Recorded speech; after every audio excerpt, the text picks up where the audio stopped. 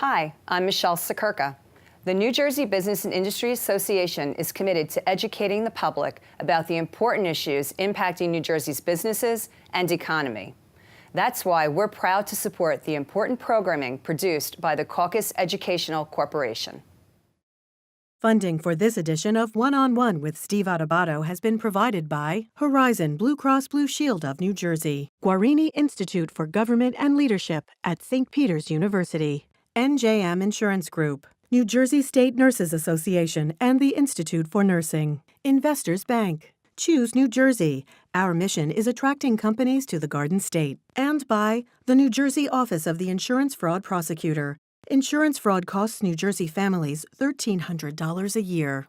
Promotional support provided by the New Jersey Business and Industry Association. And by New Jersey Monthly, the magazine of the Garden State, available at newsstands. This is One-on-One. I'm an equal American just like you are. The jobs of tomorrow are not the jobs of yesterday. Look at this. You got this? Here it is, man. Look at that. Life without dance is boring. I don't care how good you are or how good you think you are, there is always something to learn. Do you enjoy talking politics? No. People call me because they feel nobody's paying attention. Our culture, I don't think, has ever been tested the way it's being tested right now. Such a good question. High five.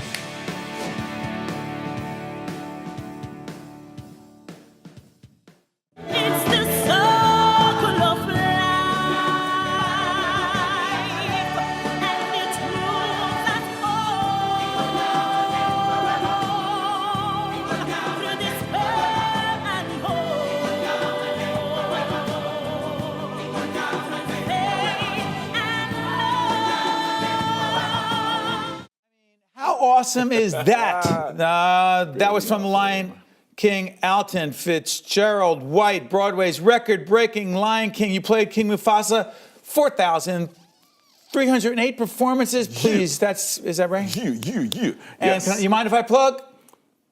Author of My Pride, Mastering Life's Daily Performance. How you doing? I am fantastic. It's good to see you again, man. Great to see you. We were in Lincoln Center, our WNET studio last time. A couple of years ago. We were just talking about this. You grew up in Cincinnati. Mm-hmm. Did you ever say, hey, I'm going to be in The Lion King, and I'm going to be in King Mufasa for 13 years? First of all, there was no Lion King. Or is there something as amazing as? No, I never dreamt that I would ever live in New York or move to be on Broadway or be a performer, really. I was a very shy kid, and I loved performing by myself. I would do these little concerts by myself in my closet, the storage area, in complete silence. And because I was so shy and so afraid, I thought there's no way I will ever find the courage to share this with the world. So I'm living a life beyond my wildest dreams in this very moment. This book, the message is? The message is, the overall message is it's not only about where you come from, it's about where you want to get to, and that we are our own greatest resource. The original title of my book was going to be My Journey from the projects, I grew up in public housing, to the Pride Lands, with Lion King being my sixth Broadway show. And I'm blessed that I had parents who told me to not let myself be defined by my environment, that anything was possible. And I think I'm a living witness that, all of our dreams are already inside of us, and the ability to make those dreams come true lives inside of us as well. So as a kid in Cincinnati, Yep. into the arts, you're into it? No, I was not. I was a very academic kid. I was very shy. I was like the teacher's pet. I was a very obedient kid. I was bullied terribly. Really? Oh, absolutely. Because? Yeah. Well, because of what you just said? That's part of it. I was very sensitive, and I didn't have the words to communicate that I was like a budding artist then. I was a smart kid. I was raised by television. When I was a kid, variety shows were still on TV. And by watching and listening to some of my favorite performers on TV, I learned to speak well. And those things were not terribly cool in the projects, but teachers loved it. So I loved school. I loved the order of school. Where'd the arts come in? The arts came in through my fantasies. I found the courage to join the church choir only because I didn't have to audition. I was forced to sing a solo. And then and it took me a long time to build up to that day when it happened. And the friends of mine at church, came up to me so happy talking about the quality of my voice and what a gift I had, and I didn't know what they were talking about because singing had been my secret. And after, being forced to do it a couple more times, I was like, wow, I've been given a gift. And we're all gifted, but I've been given this particular gift. And if I could just learn to get out of the way of it and let it flow through, and it's something I love to do, I love the sensation of singing, man, what kind of life could I have? So that became my number one objective, like getting out of the way of it. And letting How's it New flow. York come in? New York, I was living in Chicago, doing theater there, and I auditioned for the original company of Miss Saigon, and moved here with the show. And after the first year, I was bumped up to one of the lead roles of John in Miss Saigon. Wow. By the way, the other Broadway shows include? Started with Smokey Joe's Cafe, Who's Tommy? Color Purple? The Color Purple, thank you, Mr. and the that Color little Purple. thing? Ragtime. Right, Cole Austin That's Ragtime. right, You see, better I'll know help that you know, yes. So yeah, 6 incredible Broadway shows. And what year does the Lion King, what year does it happen? It's opened, they just celebrated their 20th anniversary this past November. What about for you? For me, I opened the national tour in 2002 and went all the way through 2015. To what degree did you know immediately, hey, this is special? The show? Yeah. Oh, I knew the show was special the first time I saw it. Because? It was a phenomenon. It was like something you can't explain. It was like, I describe Lion King as an experience that you don't know you need it until you have the experience. Because many people go, oh, I don't really want to see it. I don't like musicals. And they see it and they go, oh my God, I can't imagine not That's having exactly seen what that. I felt. Yeah, Wow. it's just, When you I can't was really there, explain that. Yeah. Let me ask you, the obvious question, which I'll ask anyway, over 4,300 performances, how did you keep it fresh? As corny as it may sound, having gratitude at my foundation, because I remember times in between jobs when I was like, man, I have so much I want to share. I just wish there was somebody willing to buy what I have to sell. Which is why you wrote the book. Yes. You want to share? Yeah, I want to share. Go ahead. And wanting to share in that particular way. So even those times when I was tired, I would go, man, I get to do what I love to do. I get to do it regularly. Did you have to remind yourself of that? I didn't. Really? Only when I was really, when I would get overwhelmed, like when I'm doing the show and doing a workshop during the day and time is like really at a crunch, that's when I would have to go, okay, remember, gratitude.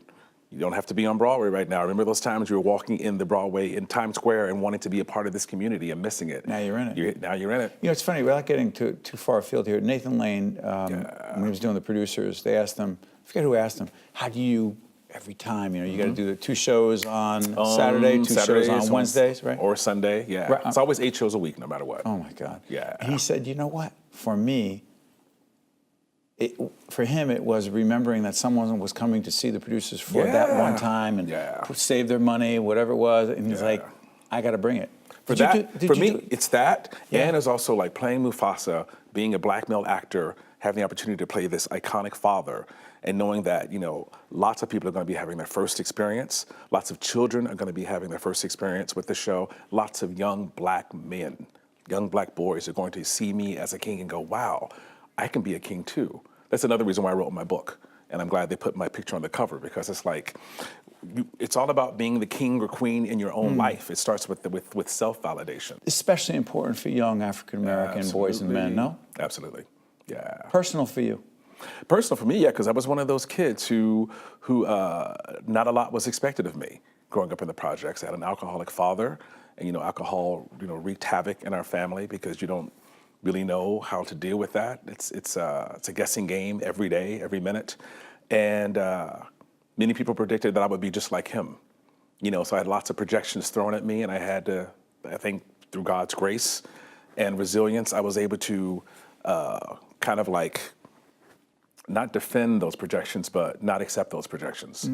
That's where my fantasy life came in. That's where TV shows and variety shows and escaping into TV and positive role models, not only black people, but anybody that I clung to on TV, helped me to kind of like form a different reality that somehow I felt was waiting for me. And at the time, it felt like going against the grain because as a kid, you just want to belong, and I couldn't belong to most of the kids in my neighborhood. So I had to kind of like carve my own path. Found your place. Found my place, and you make a difference. And you're making a difference every day. And for all of us who had the good fortune to see you and I remember being there with my wife. It just unforgettable. So I want to say thank you for millions. Pleasure, man. Thank you.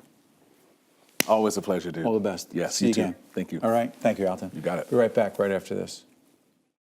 To watch more One-on-One with Steve Adubato, find us online and follow us on social media.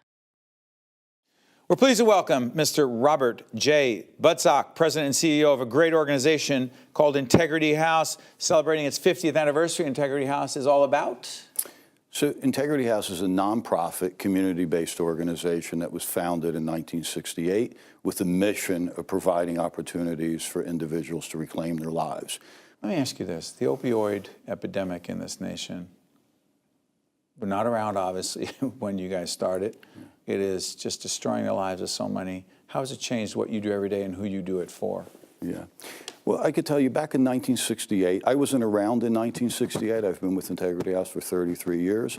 But that back in 1968, the founder of Integrity House started with a single house, which was in the Lincoln Park section of Newark, New Jersey. It was a year after the Newark uprising. Right. And he identified a need within the Newark community to treat opiate addiction. And there were other addictions also, alcoholism, cocaine, but primarily opiate addiction. And he identified that need in the inner city. And we started with those very humble beginnings, with a single house with 6 clients. And we had a founder who had a passion and a vision for just helping people and helping people put their lives back together. And over the years, we have actually, we've professionalized our services. We have licensed staff. We use evidence-based practices. We still have that home-like atmosphere at Integrity House, where when it's a residential treatment or even an outpatient treatment, we like to create a very warm, welcoming family environment. But we've added these evidence-based practices, specifically medication-assisted treatment. Research has proven that addiction is a disease of the brain. Yeah, let's talk about the mental health part of it. Yeah. So research has shown that that addiction is a disease of the brain. So we have addiction that impacts the brain. We also have mental illness that impacts the brain.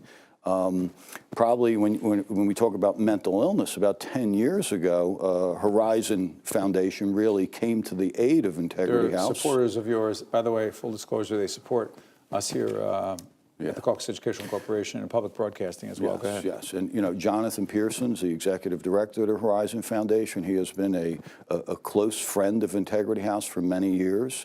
About 10 years ago, we really noticed an uptick in individuals that have a co-occurring mental health disorder.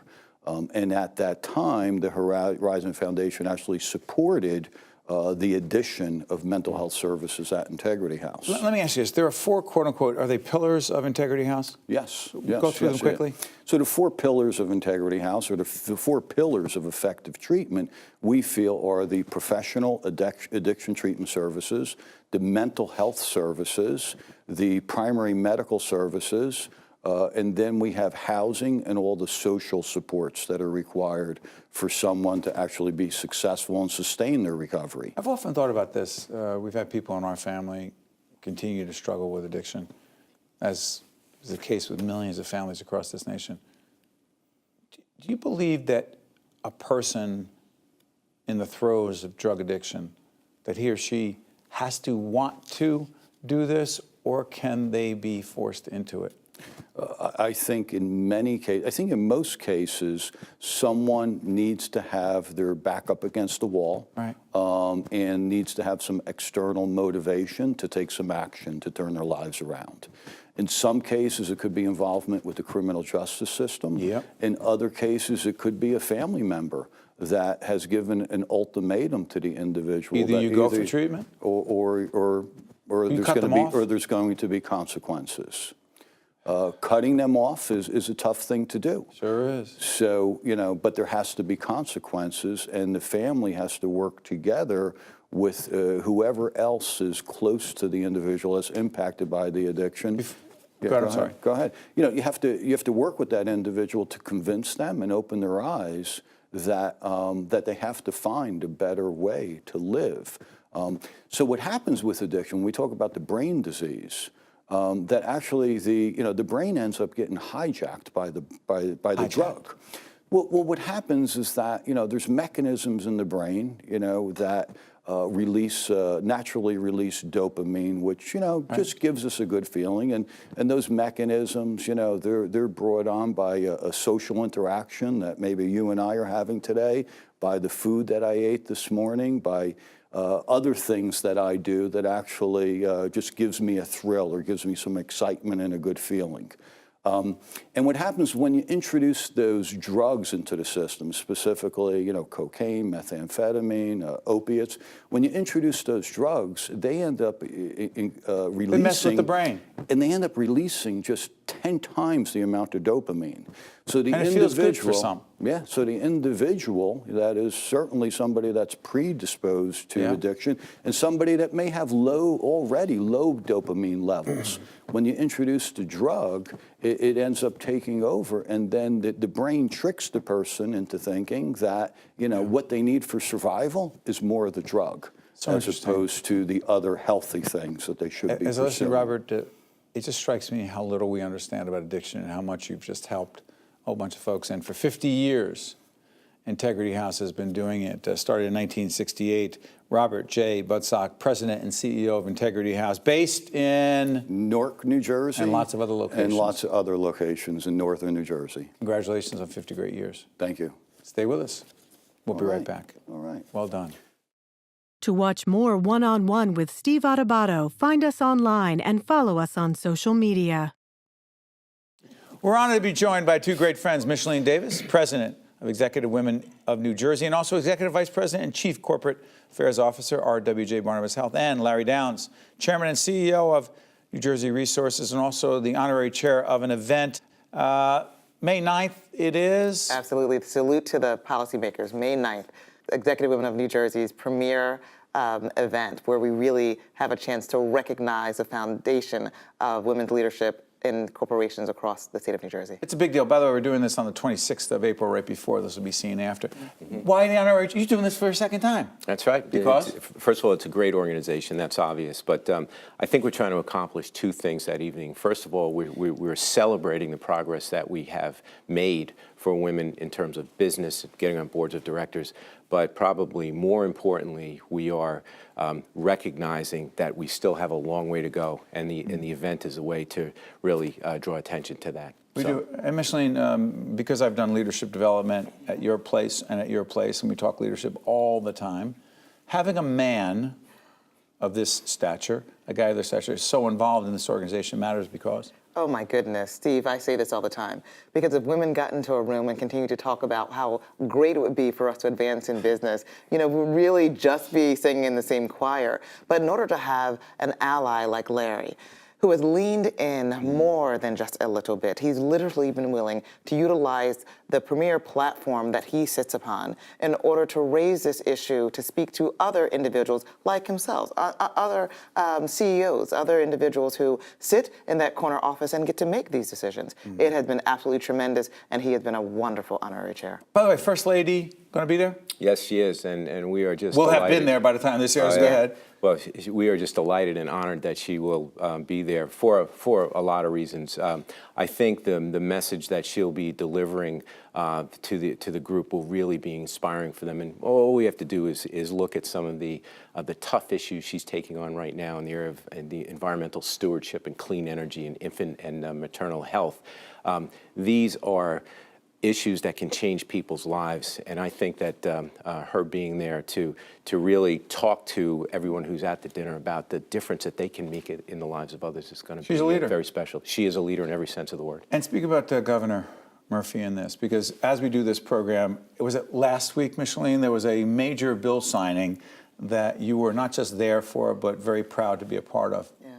So just earlier this week, actually, the governor signed the Diane B. Allen Equal Pay Act for the state of New Jersey, which is the farthest reaching act of its kind in the continental United States. I will tell you, I am not ashamed to say I was moved to tears as I sat there and watched Loretta Weinberg. Senator Weinberg. Absolutely, and Assemblywoman Pamela Lampett, knowing about the hard work that's gone into this. And then the fact that I was sitting next to Senator Diane Allen, who the bill is named after, right? So just the amount of bipartisan championship that helped to get this over the goal line, and then having the leadership in the state with a governor who would sign the bill was wonderful as well. It's a big deal. It's a big deal for both future generations and, quite frankly, for the women who came before us. You know, because we do talk about leadership all the time, the coaching, the mentoring, and I know both organizations very well.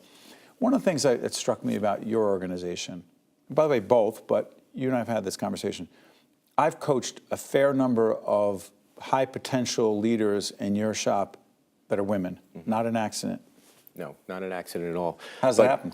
Well, it has to be built into the overall strategy, and it has to be viewed as when we're talking about diversity and inclusion, it's got to be part of what you're thinking about every single day. It doesn't happen by accident. You don't check off the box? No, I think that's insulting to women and Exactly. every underrepresented group that's out there. How do you make it part of the DNA of an organization? Well, it starts with the hiring process and making sure that you're getting a diverse pool of candidates. But I have to say, it's a journey in the truest sense of the word. It's not a destination. We still have a long way to go. I am proud of what we have done, but I can tell you, we still have more to go. And driving that message, not only from the top, but at every level of the organization is absolutely critical. Michellene, from a very practical point of view, you have a unique leadership style. You also happen to be on the board of the Caucus Educational Corporation, so I've seen your leadership close up. Do you believe at the core that women have a different leadership style than most men? I don't mean across the board, but you know where I'm going. I absolutely do. And Steve, I do, in fact. I am not alone in that, because clearly, right, the studies show the same thing. This has been proven out by evidence, literally measured over time. Women have a tendency to be more consensus building. They believe in win-win, that in order for me to succeed, that doesn't mean that it has to be to the sacrifice, absolutely, of another. And as a result of that, that management style tends to really reflect that particular type of characterization when a woman is in leadership. But I will also tell you that what's really important is that I'm not the only one who believes it. I'm lucky to have Barry Ostrowski as my CEO, who clearly also believes it, who understands that diversity and inclusion is not in and of itself the end game. It's a diversity of intellectual curiosity and thought, bringing that around the table in order to ensure that individuals who do have different leadership styles have an opportunity to have equity and value in expressing their voice. I agree so much with Larry on so many things, but really to just check the box is undoubtedly incredibly offensive to others of us. Exactly right. Jump in here, because one of the things I'm curious about is the coaching process. Do you think it's essential or more valuable for women who get to a certain level to reach back, coach others who happen to be women? And is that more a loaded question, I know? Or does it matter who your mentor coach is? No, my experience has been that there are experiences that women have had in their careers, and this is going back, more than 2 decades now, that as a man, I can't even begin to imagine that. What some of those challenges have been, and involving women in the leadership development process, that they can share that throughout the organization, particularly with our younger women, is really, really vital. The whole Sheryl Sandberg lean in thing, right? I don't want to make this very philosophical, but I'll do it this way. Your concise description of what it means to truly for women to lead in as leaders, what does it mean to you? So 2 things. I'm going to answer that question. If you don't mind, I'm going to go back and talk a little bit about what my friend Larry just said as well. So it means that we show up and that we're present, that while being in the room is incredibly important, making certain that you're pulling up your chair in order to be at the head of that table is really important as well. The fact that having more women in that room ensures over time that women are more likely to speak up and to speak out, ensuring that you are amplifying what another woman has said in that room, right? So you know that what the studies show, Steve, you know that oftentimes a woman will say something, all the men in the room will act like they never heard it. Then what happens when a guy says it? Hey, John says it, and it's the gospel truth, right? So making certain that when you're a woman in that room and that happens, that you say, John, that's a wonderful way to enunciate exactly that which Nancy has just articulated, right? Bringing it back to, right, the root cause of the fact that this this statement that everyone's agreeing to now really is reflective of the brilliance of the woman in the room. A few seconds, go ahead. So I also think it's really important that we understand that there is a coaching, a mentoring, right, and a sponsorship role in all of this, and that these roles are very different. And so it's really important that there's a woman who's able to mentor other women in the organization. But it's incredibly important that men are acting as our sponsors, because traditionally they are in rooms where we are not. And so we need to make certain that they are bringing up names that sound like Jill and Nancy and Sarah and Michellene when there are stretch assignments coming forward in the company. Larry, before I let you go, Executive Women of New Jersey is important for everyone to know about because? A few seconds, Because 20 seconds. it is celebrating what we've achieved, but it is also recognizing we've got a long way to go. I will leave you with a quote that I heard from Verna Myers, is her name. Go for it. It is, diversity is being invited to the party. Inclusion is being asked to dance, and that's what we really have to focus on. Yeah, chew on that, folks. Larry, Michellene, my friends, thank you for everything that you've done, everything you continue to do, because we do have more work to be done here. Thanks, folks. Thank you. Catch you next time. One-on-One with Steve Adubato has been a production of the Caucus Educational Corporation, celebrating over 25 years of broadcast excellence. Funding for this edition of One-on-One with Steve Adubato has been provided by Horizon Blue Cross Blue Shield of New Jersey, Guarini Institute at St. Peter's University, NJM Insurance Group, New Jersey State Nurses Association and the Institute for Nursing, Investors Bank, Choose New Jersey, and by the New Jersey Office of the Insurance Fraud Prosecutor. Transportation provided by Airbrook Limousine, serving the metropolitan New York, New Jersey area. How do you create change? By cultivating hope. And we see that every day. In the eyes of our preschoolers, in the souls of the seniors in our Adult Day program, in the minds of the students at Robert Treat Academy, a national Blue Ribbon School of Excellence, in the passion of children in our Youth Leadership Development Program, in our commitment to connections at the Center for Autism, and in the heart of our community, the North Ward Center, creating opportunities for equity, education, and growth.